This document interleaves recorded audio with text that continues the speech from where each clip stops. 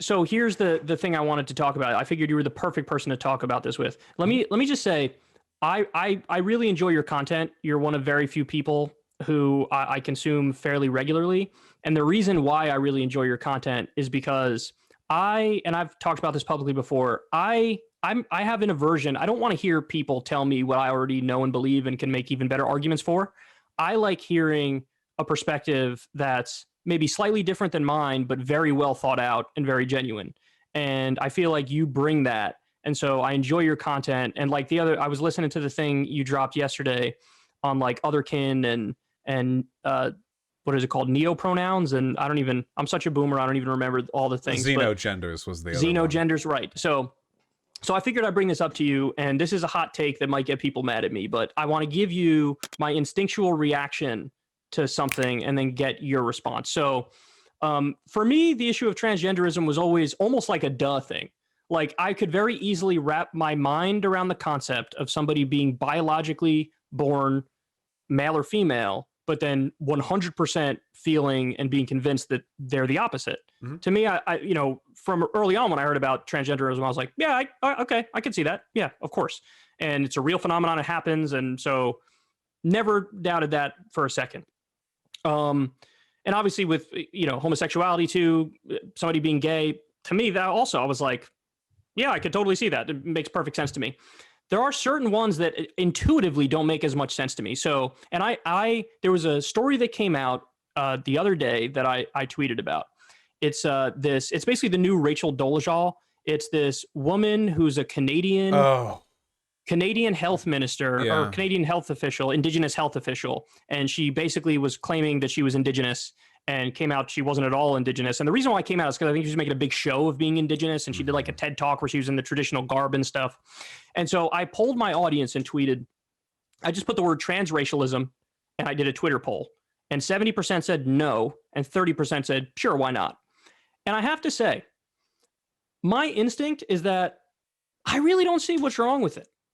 I really think, is it possible, if we agree, and I don't know if you agree with this, in terms of how people perceive race, that's real as a heart attack. And that's why there's discrimination and prejudice and xenophobia and bigotry and all that stuff. Uh-huh. But if race mostly is a social construct, and it is, well then, why can't somebody feel like they're more of another race or another culture?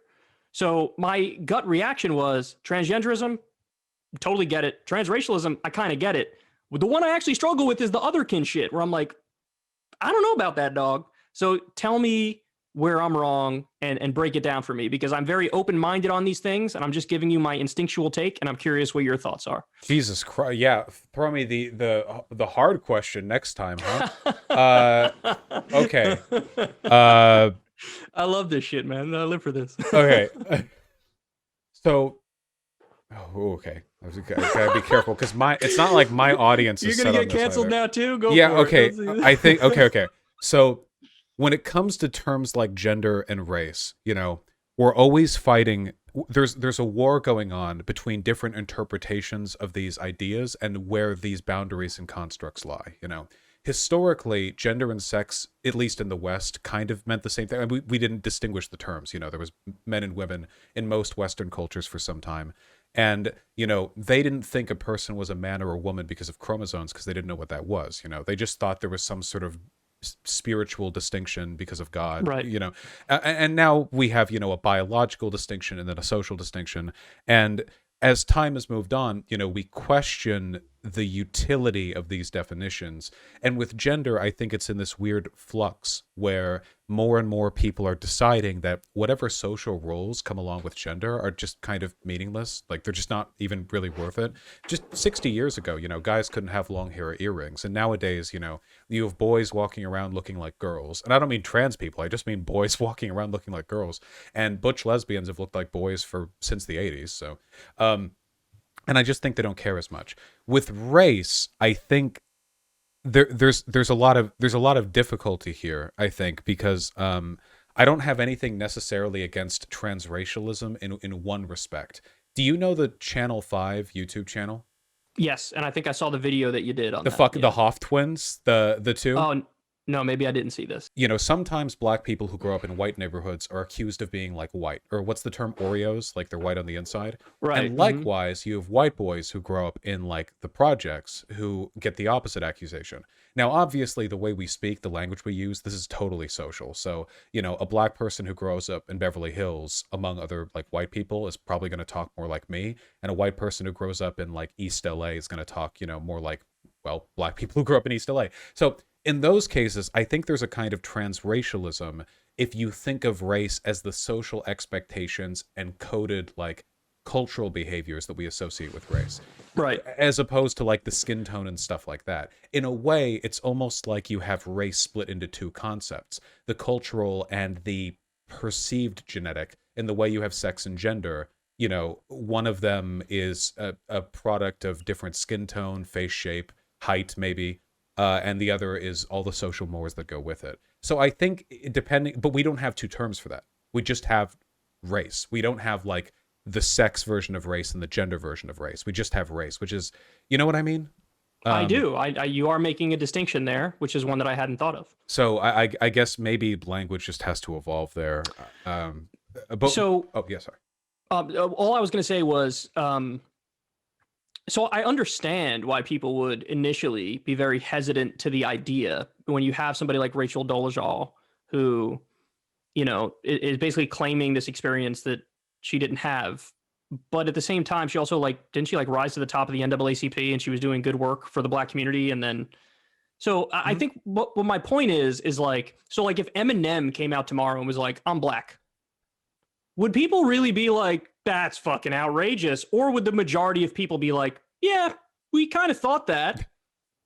I think right now people would think it's outrageous, but I wouldn't be surprised if in 20 or 30 years this is more normalized. Now, I don't think people are going to like transition races biologically.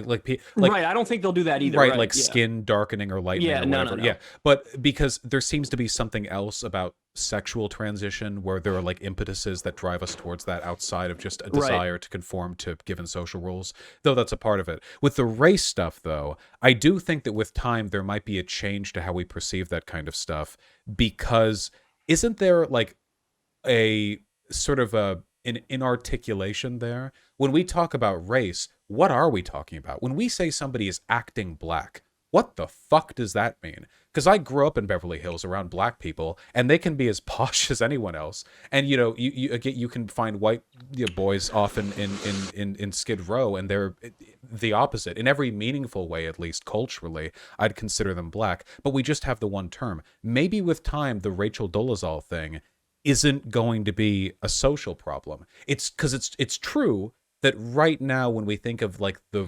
validity of leading the NAACP, part of it is whether or not you've experienced discrimination along the lines of your race, which if you're white, pretending to be black might not be as applicable. But at the same time, TERFs make that argument about trans women, that you can't be a real woman because the first 18 years of your life or so were set enjoying male privilege. So that's what I struggled with, Vaush, is that every time I thought about the transracial issue, I couldn't think of an objection that wouldn't also apply to trans issues. And I was like, well, no, I know for a fact transgenderism is real. I know it. So, and maybe the argument against transracialism is this idea that like, well, at this late date, wouldn't we have so many more open examples of it? You know what I mean? Like when it comes to transgender folks, they've existed forever. Like all these societies have had versions of trans people. And whereas with transracial stuff, it's like, well, what do we have? Rachel Dolezal, Elizabeth Warren pretending for 3.5 seconds, and now this random indigenous minister in Canada. If it was a real phenomenon, maybe an argument is, empirically speaking, there'd just be way more examples of it already. But in terms from an intellectual perspective, when I look at, and I'd be very interested to poll the trans community on this, to what extent do people in the trans community think the reason they're trans is biological or cultural or both?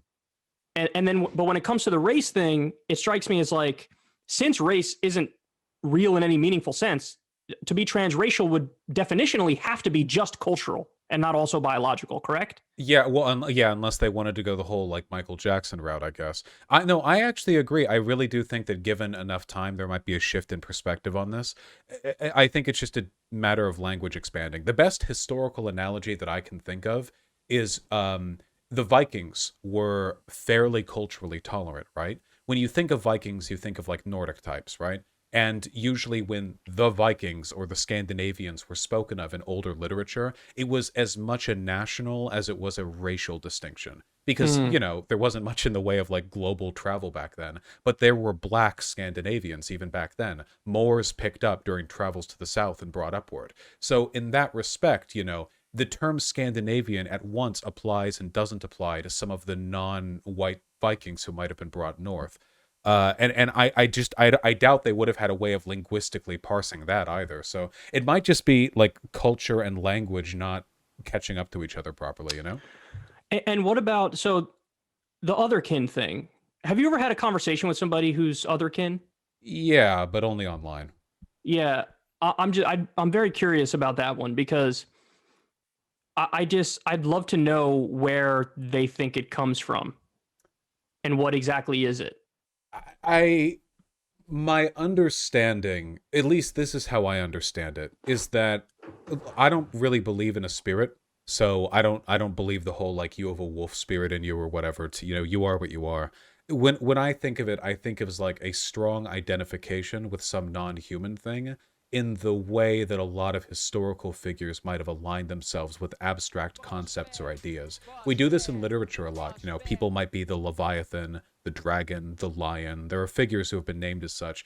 And now sometimes, you know, this is just a purple prose, a turn of phrase, and that's fine. But sometimes I think that people, you know, they internalize that because they feel like there's some descriptive utility to that with regards to their personality. Like, what does saying you're a wolf mean about you? I mean, there are character traits we associate with being a wolf, right? I mean, when I think of a wolf, I think like, you know, fierce, independent, blah blah, whatever. You know, um, to be honest, I don't know how deeply held these beliefs always are, because sometimes it's going to be people who are adults and they care about it very very much, and some of them it's going to be like 14-year-olds on Tumblr who don't, you know, it's just like a way of Right. experimenting with their identity, and it's hard for me to parse out the exact level of involvement, but I just try to think of it as like a strong identification with the traits associated with that animal, and if it's more than that to them, they would have to explain it to me. Yeah, because again, I could totally see this like very gut level instinctual feeling of somebody who's born biologically male and feels female, or born biologically female and feels male, or even that you know instinctual gut feeling of somebody who's born with white skin but they feel like they're Latino or black or whatever. But I struggle to wrap my mind around the idea that you know you're human and you feel like a deer or something. It's just and maybe it's something I'm missing, but you know, and the other thing is, and you sort of touched on this in the video the other day, is like the right almost like the right made these arguments way back in the day, like, oh, you're gonna have gay marriage? Well, what do you want to marry your dog next, bro? And like it was these, they would extrapolate things to this absurd degree, and we would be like, obviously that's not going to happen. But when it comes to like, well, now I identify as a rhino or whatever, it's like, aren't some people actually doing that and carrying it to this absurd level where at some point you have to question, like, I don't, is the experience of somebody who claims to be an animal equivalent to or equal to the feeling of somebody who's biologically male and now they're a trans woman? I would say no. I would say the feeling of the trans woman is so much more real and like ironclad, and it's that whole experience. Whereas with somebody who says they're an animal, I just sort of want to be like, you're not an animal. I think I agree with your conclusion, but not how you got there. To me, it's not about which is more real. Maybe the dysphoria element of being trans, like that's like a sort of medically quantifiable thing. But to me, it's more about along what lines are people being attacked, you know? I tend to think of progressive issues as a kind of united front, much in the same way that otherkins have been attacked by the same people who attack trans people. Not saying you, I mean, like, because like you said, they'll relate all of it. It'll be like, oh, what's next? People will identify as attack helicopters, And the easy old defense, joke. right, yeah. The easy defense is to say, well, no, of course not. It's just within the gender binary, and there's also non-binary people, that sort of thing. But I think more broadly, it's an argument about consent. At the end of the day, the categories we're talking about here, whether they're socially established ones like gender or not really socially established ones like otherkin, though different cultures have had things that are kind of like otherkin. I mean, Native American. Oh, that's interesting. I Yeah. didn't know that. So like not exactly the same, but at least parallel. But whether or not we're talking about this, that, or the other, these are all completely arbitrary social categories. I don't know if there's more validity to the gender one than the otherkin one. We just chanced into a situation where one of them was taken more seriously than the other. So right, is that my social conditioning that's led me to that conclusion? And I don't know. That's why I'm sort of putting this out there and we're talking it through. I think so, but I think what that means is because it's cared about more, even if arbitrarily, that means it's okay to focus efforts on that more. I cringe tremendously when I see otherkins saying like, we're part of the trans struggle. If you're anti-otherkin, you're anti-trans. And the answer to that, at least from my perspective, is come on. Like I can respect who you are and what you believe, but there aren't anti-otherkin bathroom bills being pushed. There aren't otherkin bans from the military. We know where the hammer is being brought down. So to me, it's not a matter of what's more valid or true or empirically defensible. It's just a matter of where you put your energies defending it. And for me, the argument will always be, unless you can prove somebody is being harmed here, I will not care. And with the case of otherkin or whatever, it's outlandish to me. I admit, I don't get it. I can understand it abstractly, as an intellectual problem. But as a personal thing, I'm comfortable with who I am. But as long as they're not harming people, I think they have a fundamental American right to that kind of self-identification. Maybe in 100 years, it'll just be like, horoscopes or zodiac signs, oh, I'm such an Aquarius. Oh, I'm such a giraffe. I don't know. They do that in China. They have the year of the dragon and the year of the ox, and that is meant to reflect in your personality. In Japan, it's blood types. They think AB and O minus and O positive are like character traits, kind of. So it's all arbitrary. It's just a matter of what we lucked into. I do feel very similar in one way. Like on the one hand, I feel like my position is very clear when it comes to this stuff, which is live and let live. You do whatever you want to do as long as you're not hurting anybody else. And it quite literally is not hurting anybody else. So it's like, fine, go right ahead.